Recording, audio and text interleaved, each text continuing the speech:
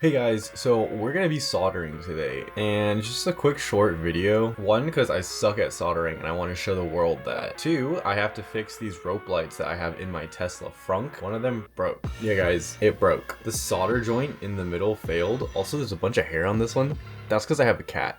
Don't worry about that. Anyways, the solder joint failed and it just broke off of the light board. So I guess the PCB wasn't strong enough to hold all the light, which sucks because this one was super bright. I'm too lazy to take out the hardware that this cable connects to, even though it's really not that hard. And I have another light right here. So what I'm gonna do instead is just take this connector and put it on this light because it's just ending like this. Super simple, let's get into it. The first thing that we're going to need to do is say goodbye to this one. Goodbye. Now that that's done, we can just take a pair of like wire cutters and snip. Now we're disconnected. From there, I'll take my wire strippers and I'm gonna strip back some of the insulation on here, revealing a bit of copper. That way we can join metal connection together. All right guys, in the business of computer engineering, you're kind of a nerd, right? And you don't really have too many friends because your social skills aren't very well developed. So what we're going to use are helping hands. I'm gonna use these helping hands to help me solder everything together. I know they look like alien tentacles, but I promise you they're not. Okay, so I don't know the exact best way to solder, but my thought is if we put these two wires together, right? And then we tangle them up and we just solder around here, we should be good. So that's kind of the process that I'm gonna do. But before we do that, let's talk about heat shrink. All right, so taking the heat shrink tubing, I'm just going to slide it over both ends. And notice how this one's shorter than this one. It's because I cut it, and honestly, you don't need this long of tubing. So to save the environment, to save the whales, I'm gonna cut that bit off, and we'll just use a smaller piece on this one as well. All right, so we'll push it down and through there. Let's tangle one of these bits up. We'll do the negative first. All right, so let's try to have our helping hands grab it and help us out. All right guys, I think that connection is bridged pretty well. Man, the camera sucks. I don't know why it's not focusing, but basically we have the two wires and they're bridged right there. That's the negative. And so now it's time to solder. And to do the soldering, we're gonna need this, obviously our solder, which is actually over there. That's the solder.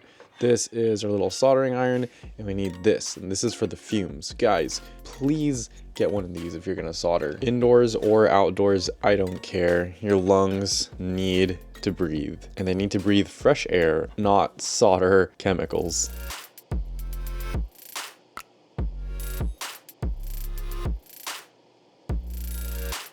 Alright guys, sorry if you can hear the fan running, but check it out. It's done! And although it's not focusing, I promise you it does not look too bad. Let's see if I can get it to recognize that. See? See? It's pretty good.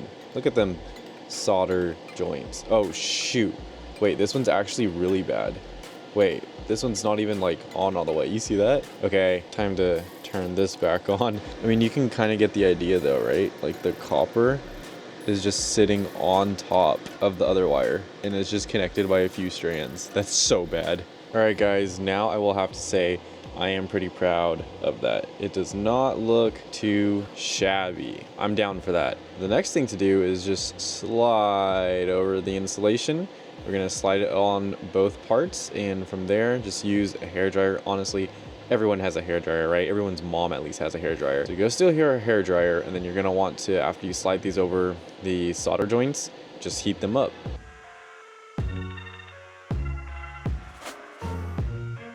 Alright guys, and that's pretty much it. You can see they're on there pretty good. Now, there are a bit of the solder pieces, like right here, up here, kind of sticking out. And if I were to do this again, I would take like some wire cutters and snip off any of the sharp excess that's poking out. So lesson learned for next time, but it's pretty much it guys. Also, this is a fuse in case you're wondering.